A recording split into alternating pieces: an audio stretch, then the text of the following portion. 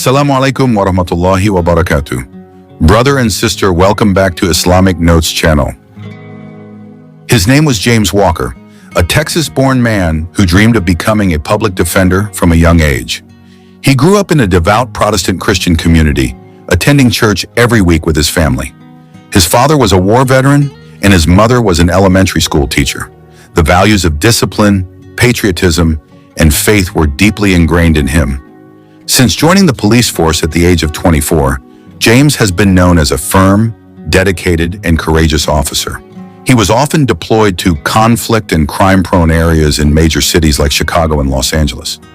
But beneath his firmness, James began to experience an inner restlessness he couldn't explain.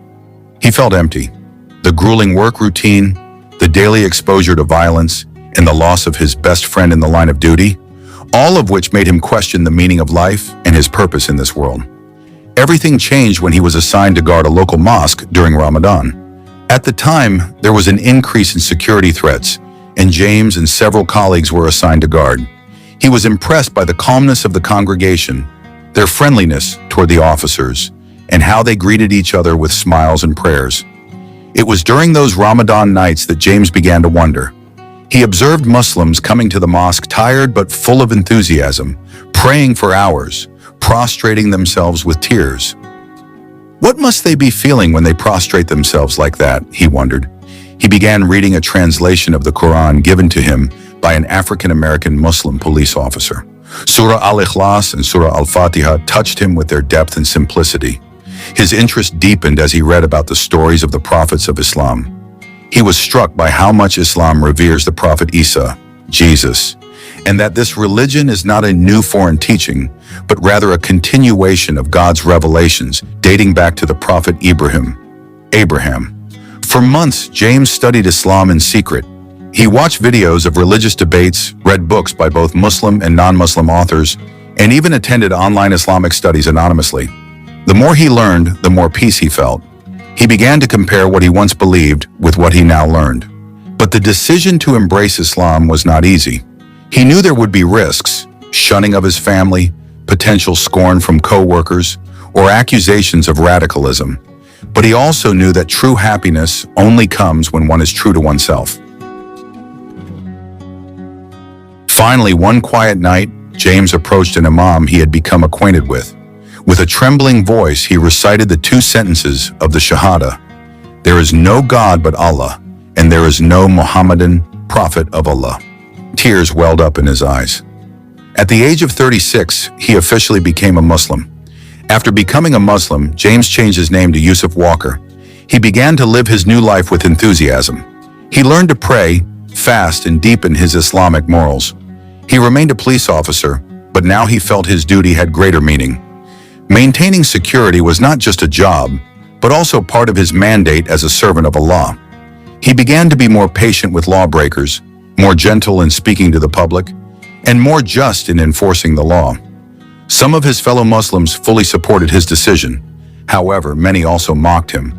Some called him a traitor or accused him of extremism. But Yusuf remained patient. He knew that every test was a path to maturity in his faith.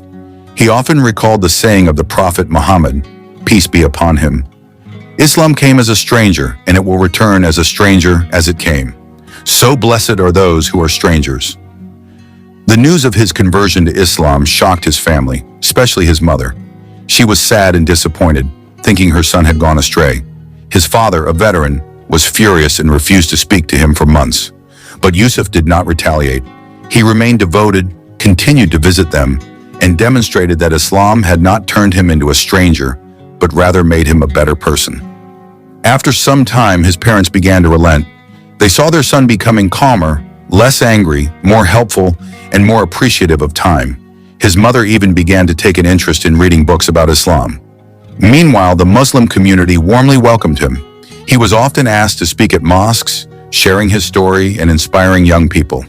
He also participated in interfaith dialogue programs, trying to bridge misunderstandings between Muslims and non-Muslims, particularly among the police.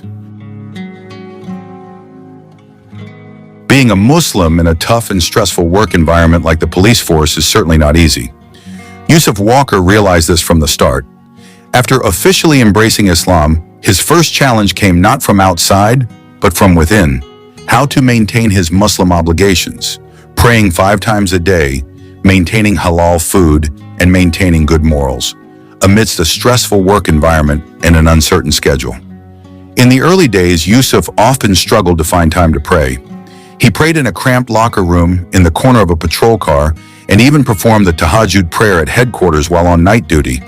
Despite his fatigue, he felt an inner strength he had never experienced before. Prayer became a place for him to lean on, relieve stress, and find peace. Fasting during Ramadan also presented its own challenges. At the time, he was still assigned to a crime-prone area with demanding work hours. One day, hungry and thirsty from fasting, he had to handle an armed robbery. Although physically weak, his mental strength remained strong. He thought to himself, "If the Prophet and his companions could fight while fasting, then I too can carry out this task patiently." Gradually, he began to build a reputation as a mentally and spiritually strong figure.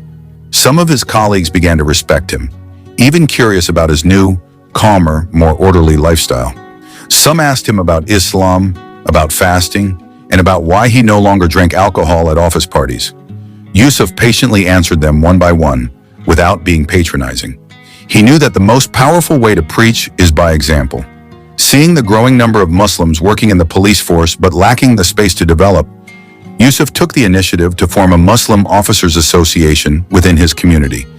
His goal was simple: to provide a place to share experiences, support each other, and advocate for Muslim rights such as prayer times, Ramadan and Eid al-Fitr leave, and halal food in the workplace. The struggle to establish this community was not easy. He had to convince his superiors that the organization's existence was not a form of radicalism, but rather supported a spirit of professionalism and diversity within the institution. After lengthy discussions, the community was finally officially approved. This community then held various positive activities, breaking the fast together with Muslim and non-Muslim police officers, seminars on religious tolerance, and spiritual training for stress management. Yusuf became the driving force not only as the leader, but also as a living example. Yusuf never considered himself a religious teacher or preacher, but without realizing it, his daily life became the most tangible form of preaching. He continued to carry out his duties with strict discipline. He refused bribes, did not participate in internal corruption, and always acted fairly even to perpetrators of crime. One day he handled the case of a black teenager who was stealing food because he was hungry. Instead of immediately arresting him, Yusuf bought food for the boy and then had a heart-to-heart talk with him. A few weeks later, the teenager came to the police station, bringing his mother, and expressed his gratitude.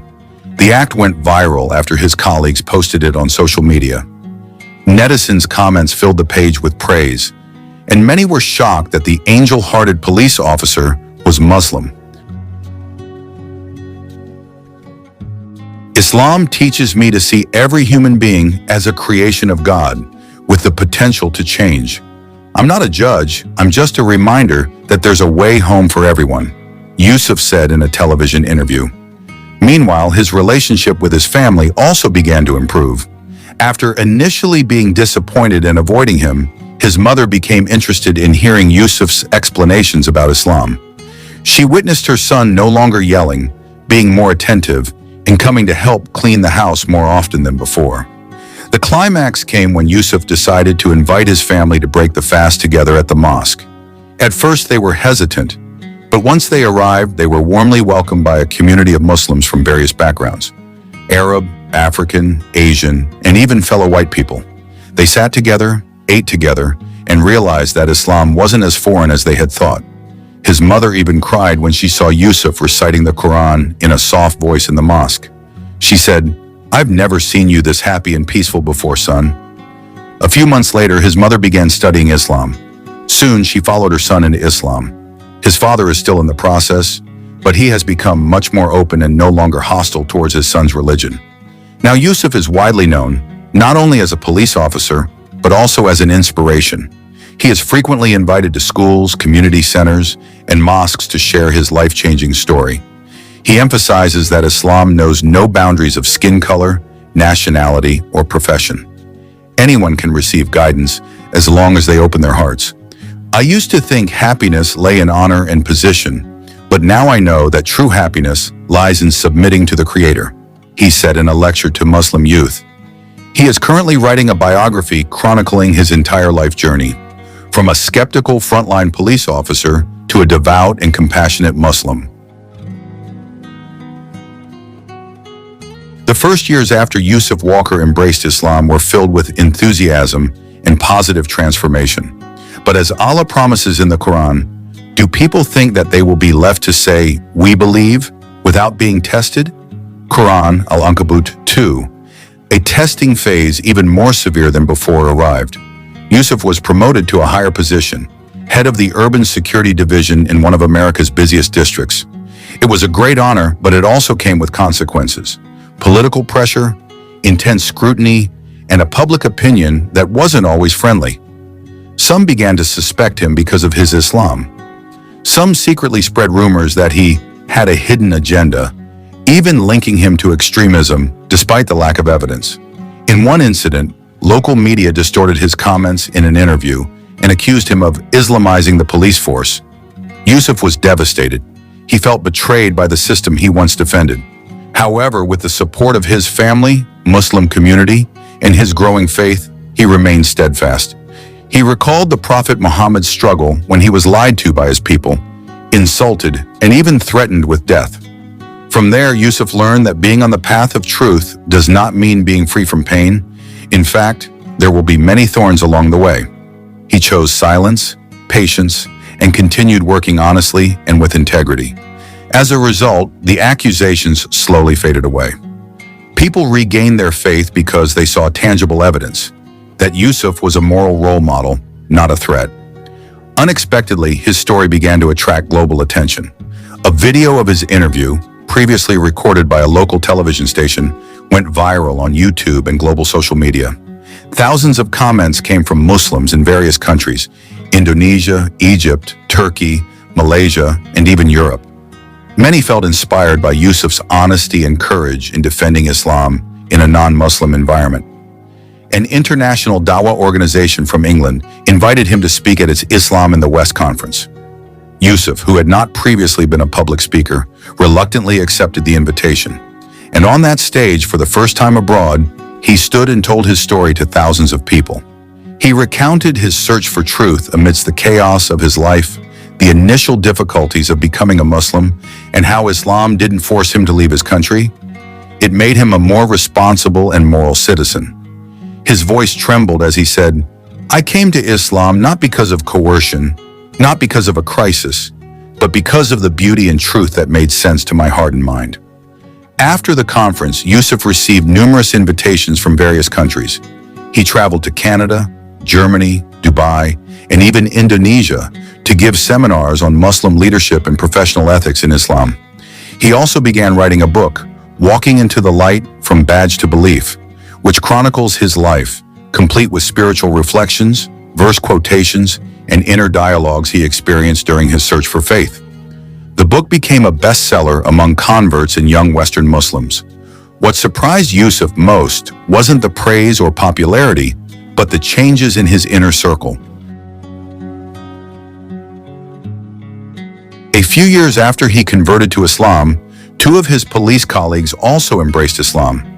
They were friends who often accompanied him on patrol and witnessed Yusuf's complete transformation. From an ordinary person to a patient, even-tempered, and deeply compassionate person towards civilians. One of his colleagues said, "I knew Yusuf used to be stubborn, but after he converted to Islam, he became more forgiving and calm. I was curious, and after asking around for 2 years, I finally understood. Islam was what saved him, and I wanted it to save me too." Yusuf cried as he watched his friend recite the Shahada in the mosque where he had first uttered those two holy words. Now he was not just a friend, but a brother in faith. Not only that, his 19-year-old nephew also converted to Islam after reading a book he had written. His nephew had once lived a wild life, often addicted to alcohol and drugs. But after reading his uncle's story, he was touched and wanted to find the true meaning of life. Islam had truly become a light that was slowly spreading around him. Now at the age of 45, Yusuf Walker continues to live his days with gratitude. He remains a police officer, still wears his uniform, and still greets everyone he meets with a greeting, even if they are not Muslim. He teaches at the police academy about ethics and justice from a universal moral perspective, and he quietly incorporates Islamic values into his discussions: honesty, trustworthiness, compassion, and fairness. Many student cadets respect him and even consider him a personal mentor. Yusuf doesn't dream of becoming a great figure. He simply wants to be a small person who makes a big impact. He wants to leave this world with Islam firmly in his heart, and hopefully, others will be enlightened by his small steps. He once wrote in his diary, "I didn't choose Islam so the world would know me. I chose Islam so I would know who my Creator is, and so I would return home loved by Him." And that's how Yusuf Walker was. From the hot and noisy city streets, from the harsh and intrigue-filled police headquarters, he still walks, in uniform, with the Quran on his chest, and with confident steps toward the true light.